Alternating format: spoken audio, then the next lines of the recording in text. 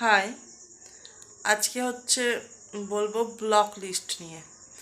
এখনকার দিনে যারা প্রেম ভালোবাসা করছে তাদের প্রেম ভালোবাসা 1 মাস, 2 মাস, 6 মাস, 8 মাস, 10 মাস পরে তাদের ব্লক লিস্টে গতি হচ্ছে। তো এটা কি সত্যিই ভালোবাসা? এটা কি সত্যিই ভালোবাসা? আর এটা কি সত্যিই প্রেম? জানি না।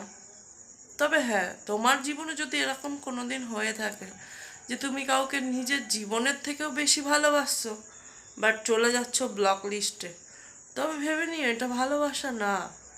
ভালোবাসা এটাই হয় যে ব্লক লিস্টে ফেলবে তার অন্তত মনে এতটুকু হলেও চিন্তা হবে যে সে মানুষটা সত্যি বেঁচে থাকবে তো, আমার এই ভয়ঙ্কর ডিসিশন তার সত্যি সহ্য করে নেওয়ার মতন থাকবে তো।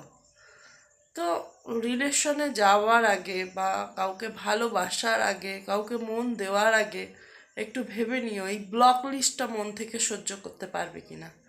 কারণ আমার লাইফে দেখলাম আমার বান্ধবীরা অনেকেই যখন ব্লক লিস্টে চলে যায় তো এদেরকে ধরে রাখার মতন অবস্থা থাকে না। তো বলার এটাই, যদি ব্লক লিস্টই করতে হয় তাহলে ভালোবাসার কি দরকার ছিল? হ্যাঁ, হয়তো মেয়েটা খারাপ, মেয়েটার অনেক কিছু প্রবলেম আছে যেগুলো তুমি পরে জানতে পারছো, আগে জানতে পারোনি।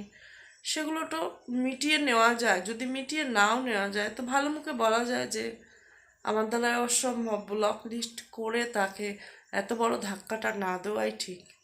আমার মনে হয় সে মানসিক দিক দিয়ে ঠিক থাকবে না।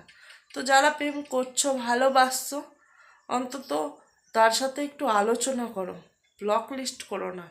কারণ তাকে ডাইরেক্টলি তুমি বলতে পারছো না, কিন্তু ইনডাইরেক্টলি তাকে বলছো যে তুই সুসাইড কর, তাতে আমার কিছু যায় আসে না। এটাও উচিত না।